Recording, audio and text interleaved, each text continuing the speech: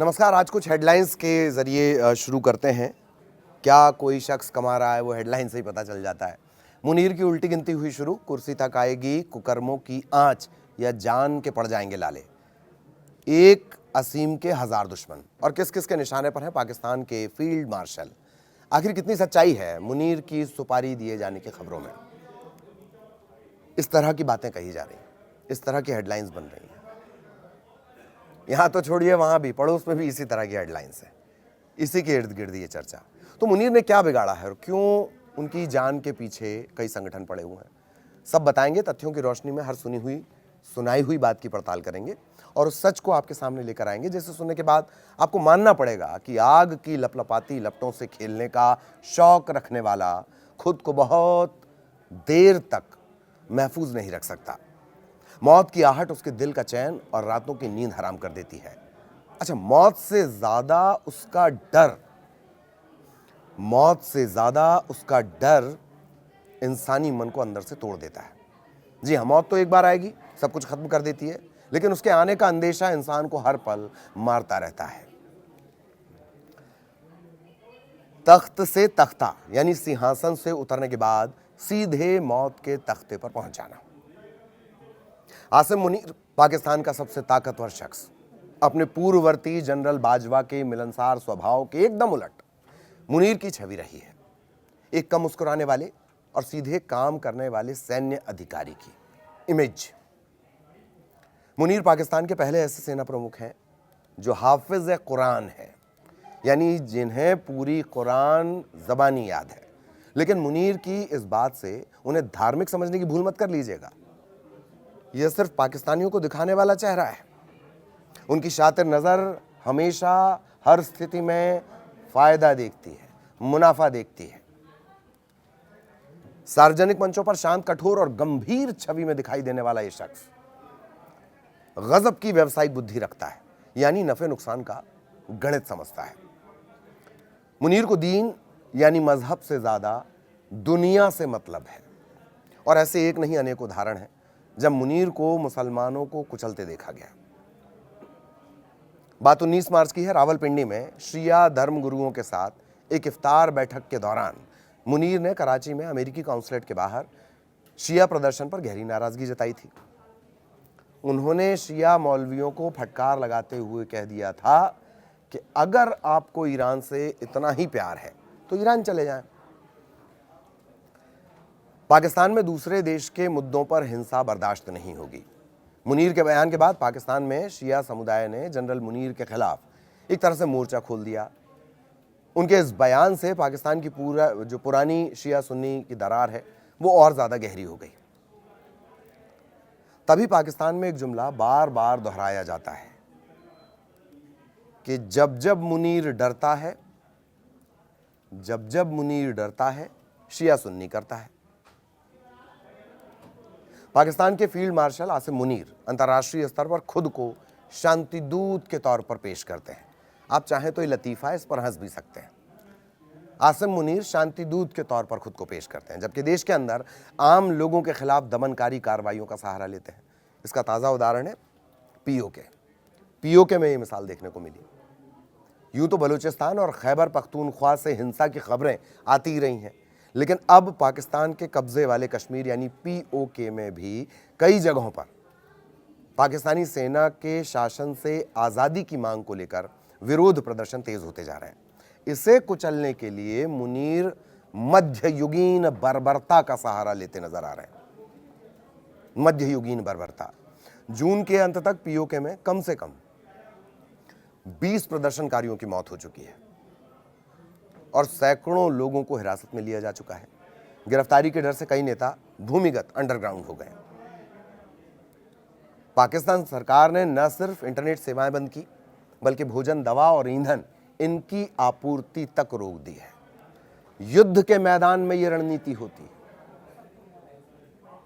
जब आप जंग के मैदान में हो तो किसी दूसरे देश के साथ, किसी शासक के साथ, इसीलिए मैंने कहा था ना, मध्ययुगीन बर्बरता। तस्वीर 16 अप्रैल 2026 की भी। ईरान ने मुनीर को गले लगाया, पीठ ठोकी, फिर कहा नो डील। दरअसल ईरान, इजराइल और अमेरिका की जंग में पाकिस्तान के फील्ड मार्शल मुनीर ट्रंप के कुरियर बॉय के तौर पर ईरान पहुंचे थे। जैसे ही मुनीर का जहाज तेहरान में लैंड हुआ, ईरान के विदेश मंत्री अब्बास अरागची खुद उन्हें रिसीव करने के लिए पहुंच गए। अरागची ने ट्रंप के इस दूत को बड़े प्यार से गले लगाया, पीठ थपथपाई, लेकिन जब बात असली मुद्दे की आई तो बिना क्षण भर की देर किए ईरान ने टका सा जवाब दे दिया। ईरान के कड़े रुख ने पाकिस्तान की उन उम्मीदों पर ठंडा पानी डाल दिया जिसमें वो खुद को एक बड़े मध्यस्थ मीडिएटर के तौर पर पेश कर रहा था।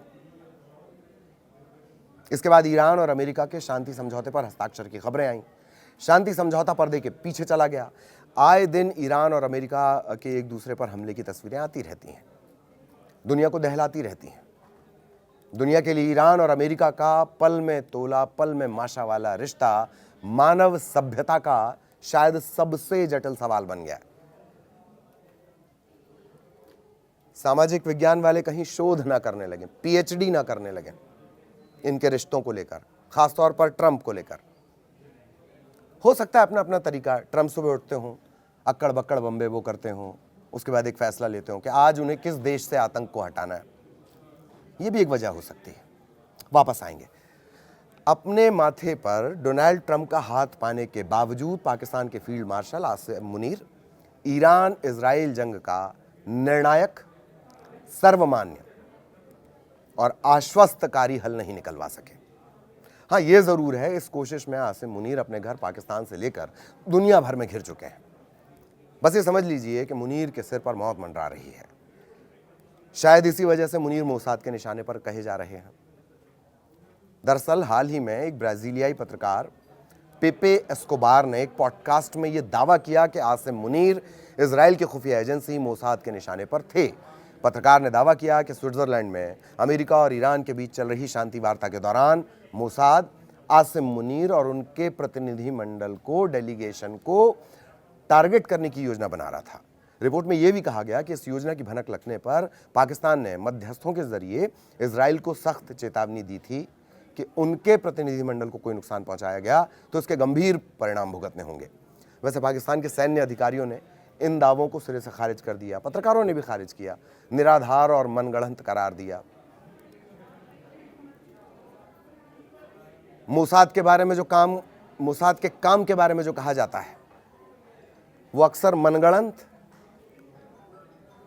तर्कहीन ही करार दिया जाता है। ये मोसाद के काम करने का तरीका है। अंतर्राष्ट्रीय विश्लेषक जो हैं, एनालिस्ट हैं, उनके मुताबिक ईरान और दूसरी जगहों पर पाकिस्तान के बढ़ते प्रभाव के चलते कुछ पश्चिमी और मोसाद जैसी इजरायली खुफिया एजेंसियों से मुनीर को जान का खतरा होने की खबरें गाहे बगाहे सामने आती रही हैं। ये तो दुनिया जानती है कि आसिम मुनीर अफगानिस्तान में सक्रिय तालिबान सरकार और तहरीके तालिबान पाकिस्तान जैसे चरमपंथी गुटों के सीधे निशाने पर है। इसकी मुख्य वजह अफगानिस्तान की सीमा के भीतर की गई पाकिस्तानी सेना की एक भीषण एयर स्ट्राइक मानी जाती है। मरने वालों में ज्यादातर महिलाएं और बच्चे शामिल रहे और जिस रमजान का सबसे पवित्र महीना कहा जाता है, पूरी मुस्लिम बिरादरी के लिए जो सबसे पवित्र है, उस रमजान में अफगानिस्तान पर बम बरसाए गए। फिर याद करिए, मध्ययुगीन बर्बरता, बेरहमी, वहशियानापन।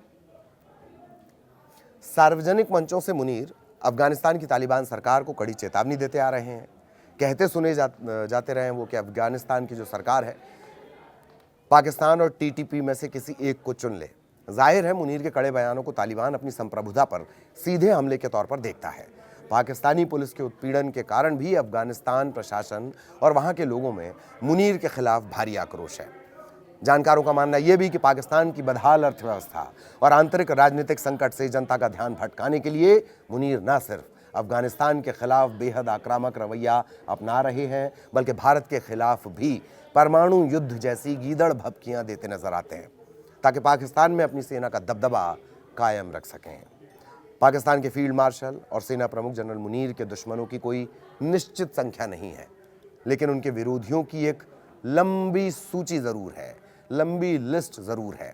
इसमें इमरान खान, उनकी पार्टी के समर्थक, तहरीक तालिबान पाकिस्तान और अफगान तालिबान, बलूच विद्रोही और कुछ विदेशी गुट भी शामिल हैं। ना जाने कब किसकी गोली मुनीर का माथा चीर जाए कहा नहीं जा सकता। सरफरोश का डायलॉग है, गोली का क्या है, कहीं से भी लग सकती है। बाकी इस मुद्दे पर आप क्या सोचते हैं, अपनी राय आप कमेंट बॉक्स में जरूर लिखिए।